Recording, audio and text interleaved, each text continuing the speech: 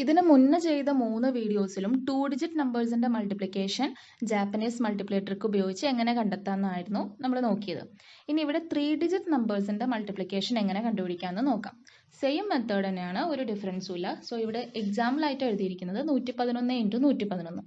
So ആദ്യം 111നെ draw ചെയ്യണം. അത് നമ്മൾ മുകളിൽ നിന്ന് താഴോട്ട് 3 ലൈൻസ് വരച്ചു.